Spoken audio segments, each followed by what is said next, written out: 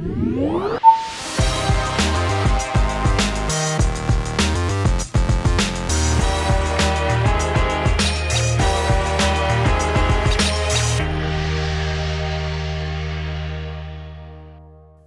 up, everyone? Welcome to episode 32 of Preloaded. My name is Josh Finderup, and I'm joined, as always, by the other half of Preloaded, Jackson Vanover. How you doing this week, Jackson?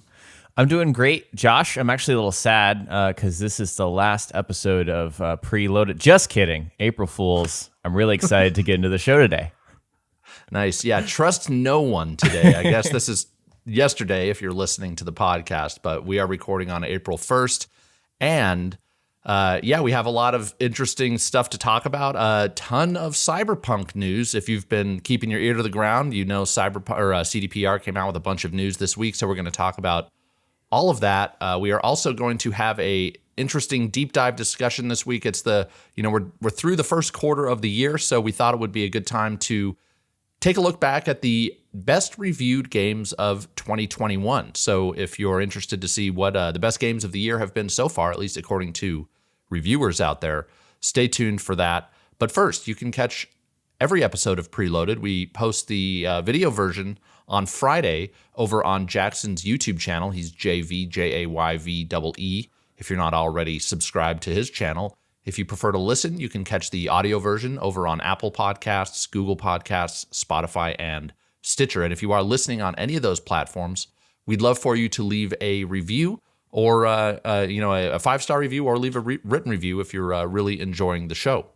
You can also write into Preloaded at the email address preloadedpodcast@gmail.com. We welcome all of your comments and your feedback, but we'd also love to get your questions. At the end of the show, we dig into our mailbag and we read one of your questions right here. So if there's anything you want to hear us discuss next week, write us at preloadedpodcast@gmail.com. And with all of that out of the way, we are going to start the show as we always do with our segment, What the Hell Have You Been Playing, Jackson? So for me, Josh, I played a lot this week, but I want to focus on two games. First is It Takes Two, which is this really well reviewed. We're going to talk about it later. Co-op game. I don't know if you guys have heard of it, but it is just such an imaginative. It just taps into what I remember loving so much about co-op games as a kid, like split screen Borderlands, like Portal 2. That sort of experience. It taps into that, and I haven't enjoyed a game with just one more person as much as I've enjoyed It Takes Two in a very long time. So if you're really into co-op, it's also got this great thing where if you buy it once, you can give a free copy to a friend to play with you. Yeah. I mean, it's just awesome. So highly recommend. It's also only $40, so it's not full priced. Very cool. Yeah. Are you So you are playing it couch co-op, not online? I've actually done both, and it's kind of an equal experience. Nice. That's awesome. It's obviously different, but because you're talking through a microphone, but still, it really holds up. I've actually played it with my girlfriend, and she's enjoying it. So, I played that. But then Outriders is the most recent fresh thing in my mind. It came out yesterday, according to when you guys are listening to this, April 1st, and man, I am just hooked. I used to love Destiny when it first came out in 2014. Then I kind of trailed off. And then I've been really wishy-washy on looter shooters ever since. But I love Outriders because it's kind of like the anti-looter shooter. It does everything. It takes everything that's annoying about the genre, in my opinion, gets rid of it, focuses on what's actually fun, which is combat and loot that actually defines your play style instead of just being, crunching numbers, slightly getting higher stats that you can't even feel. It's very rough around the edges. It's kind of campy. It's like playing an action B movie, if you will. But I'm really having a good time with it. Yeah, well, it doesn't sound bad to me, actually. I've never really gotten hooked by a looter shooter. Okay. But from what you described, it does sound much better than I was anticipating when the demo came out all those however many weeks ago that was. So I'm happy to hear that you're liking it. It seems like a lot of other people are too. Yeah, and it's free on Game Pass, guys. So if you pay for that already, I think it's just worth trying. And there's also a free demo out there if you don't even want to buy Game Pass. So I also love just for a moment, what Square Enix and People Can Fly are doing. Great communication. They've already made some changes based on feedback. I just think you're in good hands if you invest in this game. That's awesome. Well, very cool. I do have Game Pass, so if I do get the itch to check it out, I may do so. But in the meantime, I have been playing Assassin's Creed Brotherhood. That's all I've been playing this week. So I did decide to play that game, obviously, to completion. I'm almost done with it, and I'm really liking some parts of it, and I'm really not liking other parts of it. Okay. I dug into this game because some people had recommended it for its stealth, and I have to say, like, this is not a stealth game. It's an action adventure. There are stealth mechanics in there, but they're pretty basic, and maybe that's because this game is it might even be 10 years old at this point. And the stealth genre just wasn't what it is now, and I don't think so, because this came out around the same time as like Splinter Cell. So I just think the stealth mechanics are pretty basic. What I love about it is the open world. I'm having a blast going around Rome. I love how you can rebuild the city, and it keeps track of how much of it you've rebuilt. It has some really nice progression in that way. The economy in the city is rewarding. As you get money, you can then pour that money into rebuilding the city. I love that stuff. How you can recruit assassins and have them. That is one of the stealth mechanics that actually works pretty well. You can recruit assassins and kind of sick them on on guards and stuff and stay hidden in the shadows. So the open world is cool, but the mechanics of the game sometimes they just drive me crazy. Like the parkour system is sticky when I don't want it to be, and it just jumps off randomly when I don't want it to. And oh yeah, it's definitely an outdated parkour system. Going from the last AC game I played, Valhalla, to this, it's just feels archaic. The combat also is super frustrating at times. I feel like the new Assassin's Creed games are so fluid. Yes, they can be easy at times. The combat is not challenging, at least for me it wasn't, especially Odyssey, but also at times in Valhalla. But in Brotherhood, it's challenging for the wrong reasons. It just doesn't do what I want it to do. I feel like I'm trying to switch weapons, and it doesn't switch weapons. I'm trying to counterattack. It doesn't counterattack. So mechanically, game is frustrating as hell, but the open world is super addictive and super fun. So I'm going to keep playing it. I'm going to finish it. That's awesome, man. It's really cool to hear your perspective. Just from like a very broad perspective, I'd love to know what you think about the condensed runtime of the game. Like, are you finding that better? Are you finding like not worrying about looting and gear and like switching and like that sort of RPG stuff? Are you missing it, or does it just work the way it is? Actually, it's kind of a mixed bag on that, because I think I'm going to finish the game because it has a shorter runtime. So that's nice. But if I was enjoying this game as much as I was Assassin's Creed Odyssey, I would want the runtime to be longer, because I'd want to, spend more time with the game. So it's kind of an interesting take there, I guess. But I also I have so many games on my list to play that I'm glad that I'm going to be able to finish this game sooner rather than later. That might make it sound like I don't like the game. I do like it, but I welcome the shorter, more condensed runtime. I am glad it's not as long as Valhalla. I will say that. Right. I was about to ask that. Yeah. So it sounds like your answer is it depends, which totally makes sense. So yeah. Yeah. So yeah, because I spent a lot of time with Odyssey, and I didn't feel like that game was bloated. Even though I know a lot of people think that game is the most bloated of all the Assassin's Creeds. So right. I need to go back and play Odyssey, not to get off subject, but I'm interested to see if I think it's more bloated than Valhalla after Valhalla.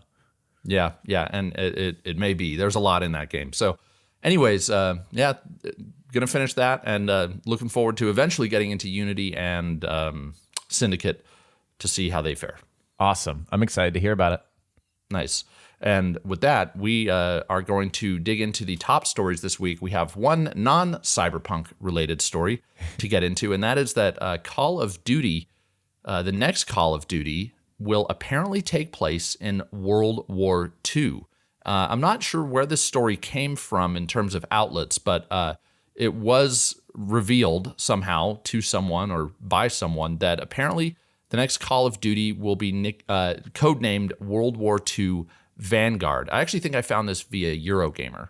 And according to Eurogamer, their understanding is that it is named Vanguard and that it will take place in World War II, but that it might take place in a alternate future World War II, or alternate history, I guess, where it takes place in the 50s instead of the 40s. And that, obviously something happened that caused World War II not to end, and it went on longer, and so we'll get to see what that entails. But there was another report that it will actually take place, and I don't know where this one came from, but someone else believes that this game will take place in the 40s in a traditional World War II setting. So we don't know which one is it's going to be. It probably won't be long before we actually find out, because this game is scheduled to release apparently in 2021, which is no surprise there. And lastly, it will be developed by Sledgehammer Games, and there's been no indication of whether or not it will integrate Warzone. So that's what we know, and it's kind of also what we don't know. Right. Yeah. This seems like it's so funny that this can feel almost old by this point, but this feels like your bargain bin Call of Duty rumor, really. This sounds on target. I could easily see them doing the alternate history or sticking to what they know. Alternate history would be more compelling to me. It's almost like a Wolfenstein situation, I feel like. If they were to go. It is. Right. Yeah. In that direction. I will say, I don't know anything if sales reflect this. I typically don't love the Sledgehammer Call of Duty games. I don't know. They don't grab me like Treyarch or Infinity Ward. So I'll be interested to see what this game is. Yeah, me too. I know some people, it seemed online, were a little bummed that World War II might be the next setting, but if they can do something interesting with the alternate history, I'd be up for that.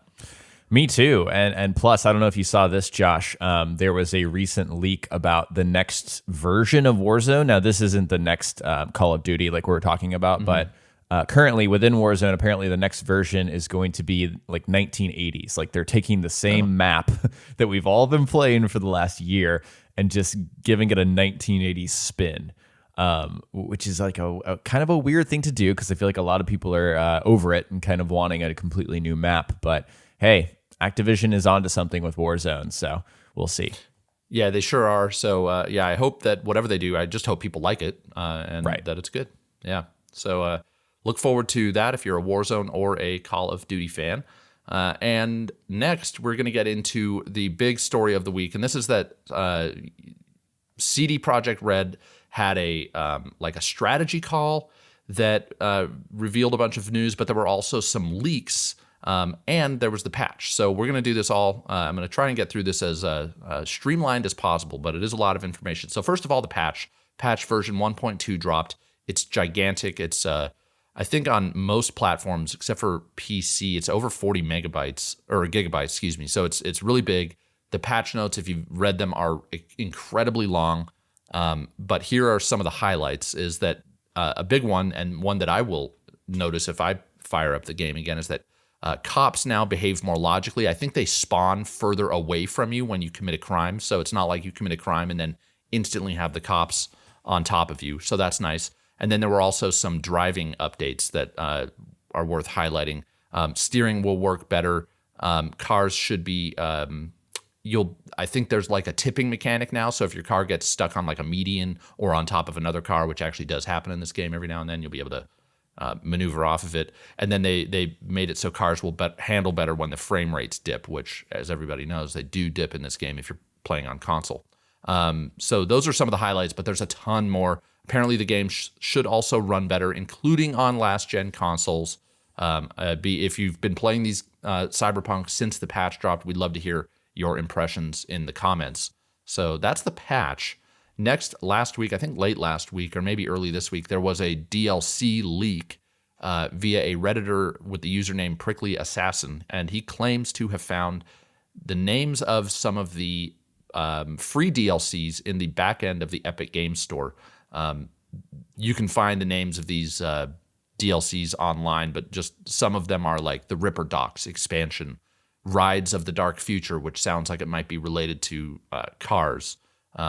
Another one is just kind of vaguely named Night City expansion, which could be maybe a mission. Who knows? So they're really vague, but there are, I think, 10 or 12 of these names that were leaked. And again, he thinks for some reason that these are the free DLCs that CDPR is planning on launching. Before I get going, any thoughts on all this so far, Jackson? Sure, yeah. So let's talk about the DLC.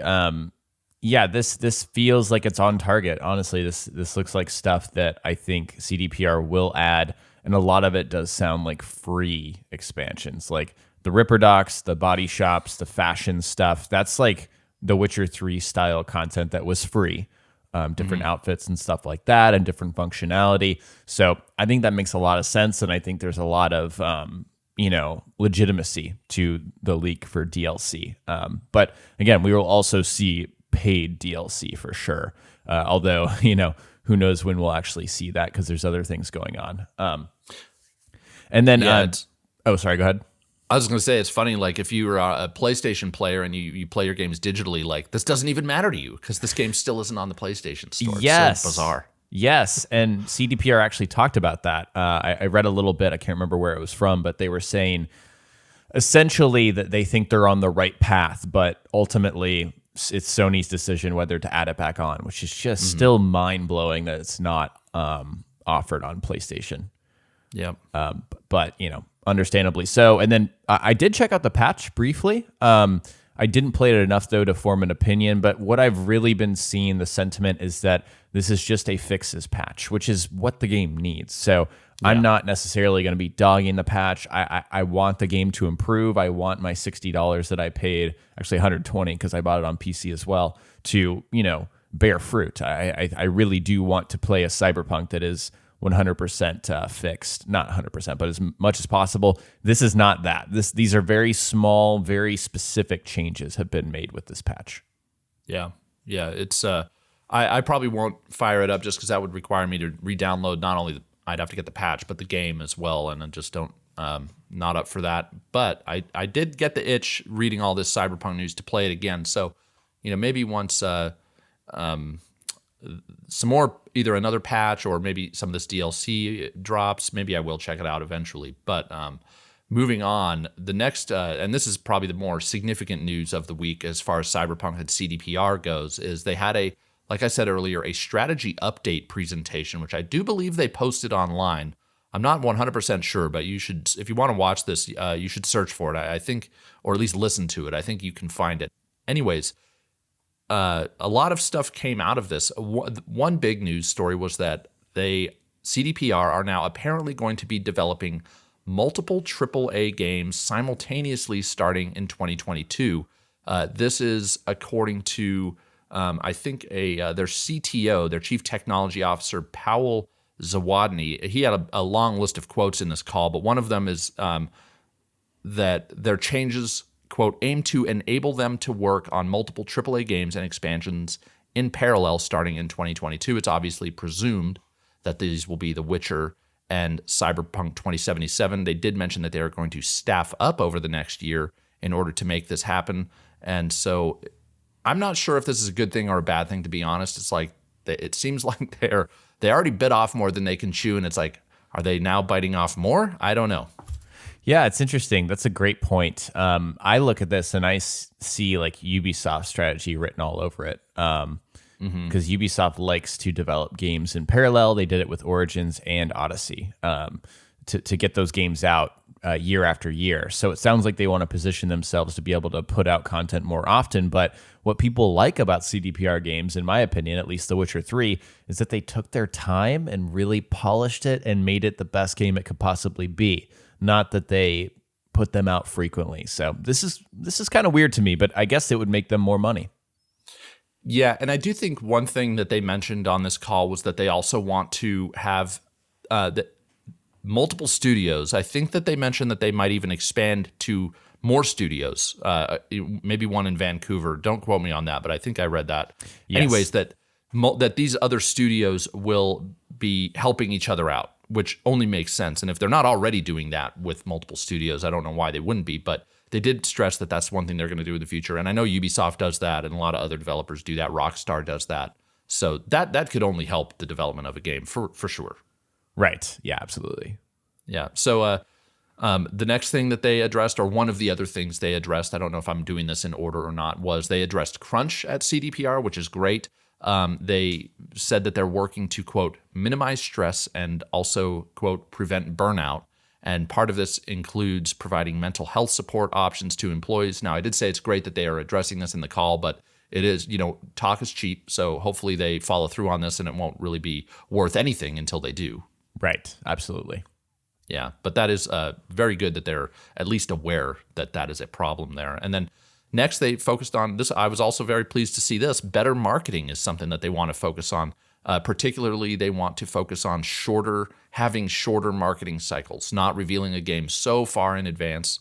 And also, they want to show actual gameplay in the future, not concepts, which is that's not a direct quote, but they did address that. And that's kind of an acknowledgement that they actually showed stuff that didn't make it in the game, which is obvious if you were paying attention to Cyberpunk, but it's nice that they're not, denying that happened. They're kind of aware of it and aware that it was a problem. And moving forward, we hopefully won't see that.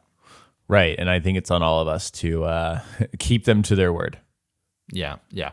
And they also mentioned that they want to continue showing footage for all platforms that a game is releasing on. So that was one of probably the most egregious things they did with Cyberpunk, was kind of not showing us the true form of the old generation versions. Right. Just upfront honesty as much as possible is the best. Yep. And then the last thing that they addressed on this call was, and this is a huge story as well, that their multiplayer version of, or I shouldn't even call it a version, the multiplayer Cyberpunk 2077 experience that they were planning for, I think, 2022 is being reconsidered. This is a direct quote from Adam Kaczynski, who's the president of CDPR. He said, "Previously, we hinted that our next AAA would be a multiplayer Cyberpunk game, but we have decided to reconsider this plan given our new, more systemic and agile approach. Instead of primarily focusing on one big online experience or game, we're focusing on bringing online into all our franchises one day." So kind of vague. They didn't say that they're canceling it. But it does sound like, if you were expecting this big AAA multiplayer experience next year, I wouldn't count on it. I wouldn't either. It's not that shocking considering what happened. But at the same time, I am kind of stunned that they're reconsidering it. I think it's a good idea for them ultimately, because if they put out, let's say they devote so many resources to multiplayer that they don't devote enough to the single player and making that a sound experience, then people are just going to bury them further. So I do think it makes more sense to kind of stick to what you're good at, but also I'm really curious what they mean by bringing online into all our franchises one day. Yeah, that is interesting. I mean, as far as I know, The Witcher doesn't have any online functionality. I feel like I should know that, but does yes, you're right. It doesn't. Gwent was a spinoff that is online, but that's a completely different game. Yeah. So yeah, that'll be interesting to see what happens there. And I think Cyberpunk is a game that's primed for multiplayer. If they could pull it off, I think it could work great. But yeah, clearly they have to make sure they have all their ducks in a row before they move forward on that. Right. And I just wanted to briefly say I'm rooting for CDPR. I know they messed up, but by now, man, they know. It's up to us to keep them honest, obviously, but at the same time, just rooting for them to get it right. Me too. And Cyberpunk was I think when we did our top games of 2020, this was my third favorite game of the year. I loved Cyberpunk, despite all that was wrong with it. There's a great game in here, and I hope that they can make it even better and make it as good as we know that CDPR is capable of. Me too. And I actually really do want to replay it. I might replay it before it gets significant patching, but we'll see. But with that, we are all done with the top stories of the week. We are now going to take our first break, and when we get back, we are going to get into our deep dive discussion around the best reviewed games of 2021. We'll be right back. Welcome back. We are now going to talk about the best reviewed games of 2021. We're now through a quarter of the year, so it's a good time to look back and see, what's kind of in the game of the year running. And so, Jackson, have there been any standout games for you so far before we get into the list? Yeah, so for me, It Takes Two is probably the standout here. And I haven't even completed the game, but it's just like a game that down to its essence is very compelling to me. That is probably my favorite game of the year so far. Nice. Yeah, seems like that's the case for a lot of people. Of all the games on this list, which we'll get into, it seems like that one might be the one that's the most, that's maybe in the lead, if you will, for game of the year so far, from what I can tell. For me, it's Hitman 3. It's no surprise to anyone listening to this podcast. That's my favorite game of the year by far. Just love the stealth gameplay, the sneaking around, the creativity that game lets you, affords you. The sandbox is just, if you ask me, an amazing experience, and they keep paying attention to it. There's been some good post-release content for it as well. So those are kind of our standouts. But if you're curious, we do these, or we reference OpenCritic to get these ratings and to order this in terms of the best to, well, I shouldn't say worst, but best to least best reviewed game. The top of the list is Super Mario 3D World plus Bowser's Fury. And I also will say this is more a list just of the best reviewed games. This is not our favorites, because just as the way the year has worked out, Jackson and I actually haven't played a ton of these games. No. So yeah, and it just kind of depends on the year, but I have a feeling that this next quarter that we're going into is going to be the same. I don't think there's, historically, there's not as many games. Yeah, there are more that I'm interested in Q2 than Q1, but for Q1, it was, for me, it was slow month, which was nice to let me play a lot of stuff on my backlog. But anyway, so getting into the list, Super Mario 3D World plus Bowser's Fury has an 89, and I am interested in this game. I just don't feel like paying $60 for it. I don't feel, Nintendo's games are worth it, but they're great games. But for some reason, this just didn't seem worth that premium price tag for me. For some reason, it's kind of weird for a Mario game. Yeah, I'm the lesser of the Mario fan of the two of us, or Nintendo fan for that matter. But yeah, this didn't grab me as something I needed to play. Yeah, Bowser's Fury does look cool, so I will eventually pick this one up. The next best reviewed game is the Neo Collection, which is kind of a remastered. It's a collection of both Neo 1 and 2 remastered with all the DLC. Which is a great package. Again, going to the price, I think this was on PS5 anyway, a $70 game, which to me was too much. And I own both of the previous versions, even though they're on my backlog. I would love to get into Neo. Maybe one day I will. I would too, but then I go back to the fact that I still haven't beat Demon's Souls. I need to beat that game first before I think of any other Souls-like. Yeah, and I just downloaded, or bought rather, it's on sale. I just bought for $15 Dark Souls 3. I've tried 1 and 2, haven't been able to get through them. People tell me Dark Souls 3 is much better, so that's probably ahead of Neo on my list. But the Neo games are fantastic. By all accounts, if you're into Souls-likes and you want to play the best version of these games, this got an 88 on OpenCritic. So apparently they did a great job remastering and kind of putting the full collection together. Right. I definitely want to play it at some point. Yeah. And next up is It Takes Two. Yeah, 88%, which is a great score. And yeah, this game seems to have blown just about everybody away who plays it. It's so fun. Just very unique ideas. But it really does encourage co-op. Like, it's all about the co-op, and it's a very fun experience to have with another person. Yeah. How's the platforming in it? It's great. You've got your jump, your double jump, your jump, dash. But then there's like a lot of tools that you can use, and they're all unique. You never use them twice outside of an area, and they're very rooted in that area.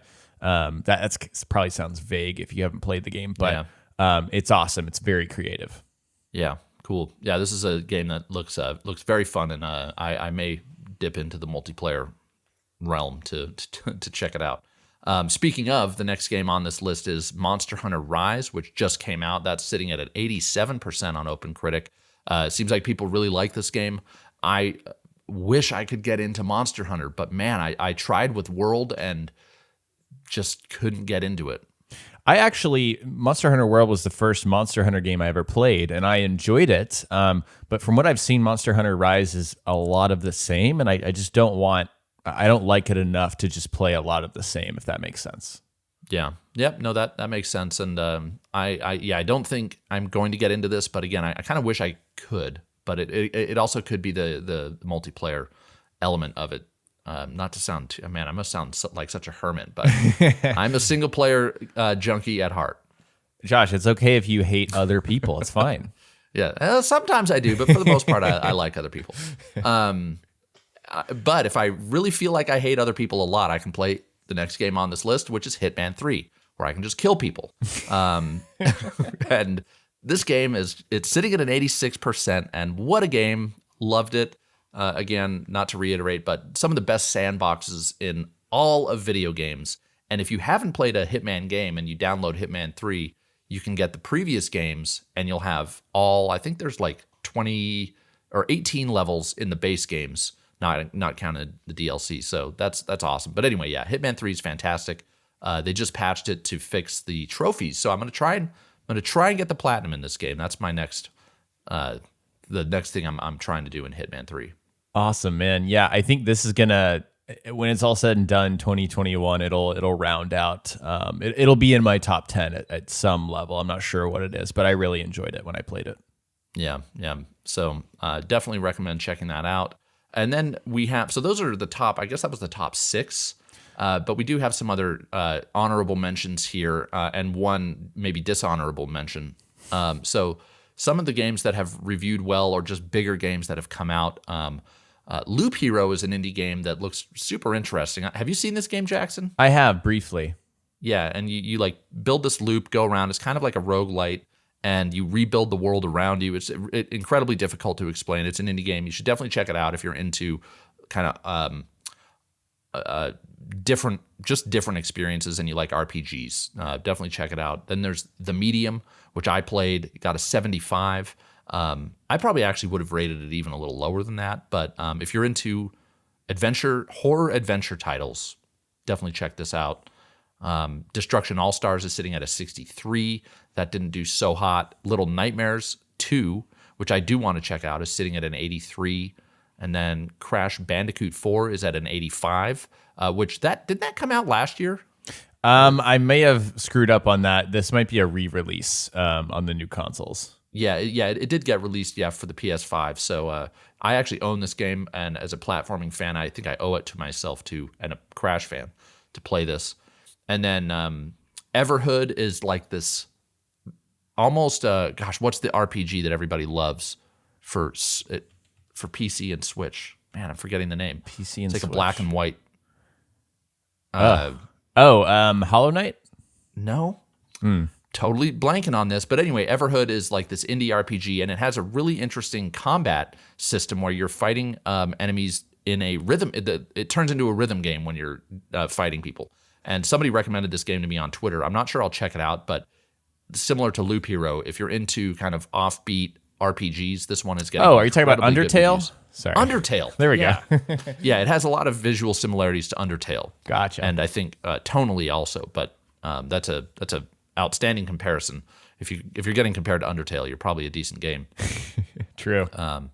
And then the dishonorable mention that I talked about earlier is Balan Wonderworld, which is getting a 49%. That game, it's kind of a heartbreaking story behind that game too. The creator of it is the guy that made Sonic, and Square Enix said, like, you've got one chance to get back into the platforming genre. We're going to let you make one game, but this is your one shot, and it's just not a good game. Man, that sucks. Yeah, it is a sad story. Yeah, so... that was a lot of me talking there. I know we're kind of running long on time, Jackson, but I should not take all the air out of the room. Did you have any thoughts on these? Oh yeah, no, you're good, man. I would just say, yeah, Q2, like you said earlier, is has some more interesting games. I'm excited for it. However, guys, expect this, I still think, to be a thin year. Expect more delays. Expect this to be a very like backloggy year, is what I would say. Yep. Yeah, there's 3 games on my list for Q2, which is not a lot. And then we don't even know what's coming out Q3 and 4 because the delays have kind of kept things from releasing, and people have been reluctant to announce actual release dates. So it could be a slow year. Yeah, we'll see at E3 because it's interesting. If there's projects that don't have defined release dates, like when E3 rolls around, are they going to say, yeah, it's coming out this year? I mean, I think you'd be more hesitant because of all what's going on. Yeah, it'll be very interesting to pay attention to E3 and whatever else goes on during that time of the year. So stay tuned for all of that. We are now going to take our second break, and when we get back, we are going to dig into our mailbag. So we will be right back. And we're back. We are now going to dig into our mailbag. You can write into Preloaded if you want to have your question discussed on the show. The email address is preloadedpodcast@gmail.com. And we also reached out on Twitter this week for questions. So if you aren't following either Jackson or I on Twitter, I am at Quest Mode Games. Jackson, where can people find you on Twitter? I'm at jayvee on YT. So if you have a question you want to ask us, you can just add us at on Twitter and ask us your questions. So feel free to do that as well. This week, we got a question from Melting Time Zone, or at Melting Time Zone on Twitter. So thanks for the question. And he or she asks, what do you guys think is the future for NPC AI on next-gen consoles? Hitman and Watch Dogs already did some interesting stuff on last gen, but I'm curious, really curious, what developers can do with the new hardware. Jackson, what are your thoughts here? As Josh said, thank you for the question, and also great question. I really thought about this, and it's interesting. I think that increased hardware, we kind of already saw it with like the Under the Hood trailer for Hitman 3. That's what sticks in my mind. It allows them to just run more simulations. And so I think we're going to see broader experiences, which is what I would call Watch Dogs. I mean, it does do some really cool things with AI and kind of randomized characters, but I think we're going to be able to see both broader and deeper AI experiences. So what that really means is more randomness. Like I'm looking at the next Rockstar game, for example, to really, really redefine and push what we expect from AI. They always do a great job with it. So I just think it's going to be more surprising than what we've had so far. Yeah, and this, having gotten into stealth games, which heavily rely on enemy AI, I've given this a lot of thought lately, and what I'm looking forward to is AI that does what it needs to do to make the player's experience better, regardless of whether. So in a game like maybe Grand Theft Auto is a good example where that unpredictability kind of adds to the emergent experiences that come from a game like that. But then with Hitman, one of the interesting things I found when researching that game is that they intentionally made some of the AI dumb so it would be predictable, so you could then plan your attack accordingly. And you wouldn't have to wonder, is this enemy going to go here or there? You knew where they were going to be at any given time, so you could plan your assassinations. And that worked great for me. So in some cases, maybe it's just that the AI is programmed to be kind of dumb, at least as it appears within the game, but it's actually doing exactly what they intended for it to do, which is probably no easy feat on the development side. So I would be open to either of those going one way or the other. But as long as it does what the game needs, I'm just hopeful that the AIs are more that they do what they're supposed to do. Right. Yeah, absolutely. It's funny that you mentioned that, Josh. Of course, I did a preview and I came across the same note on Hitman. Apparently, for stealth games across the board, you need predictability or else it just breaks the whole experience for the player. So, smarter AI is probably what we're all hoping for. Yep. So great question, Melting Time Zone, and anyone else on Twitter out there. Again, you can send us your questions there. Please do if you're not already following us. I think we have on YouTube anyway. We have our Twitter handles listed in the video. So with that, we are going to wrap things up. And again, if you want to write in, it's preloadedpodcast@gmail.com. But with that, we are going to wrap things up. If you're listening on the audio platforms. We'd love for you to subscribe and rate us there. Before we sign off, Jackson, anything you want to plug on your channel? Yes, I'm working on a short Outriders video. It should be out in the next day or two, and then expect something Assassin's Creed related next week. Nice. And I just posted my Cana Bridge of Spirits preview where I cover everything we know about that game. It's underperforming, so definitely head on over and then give it a click if you are interested in that game. And with that, we are going to sign off, and we will see everyone next week here on Preloaded. Bye, guys.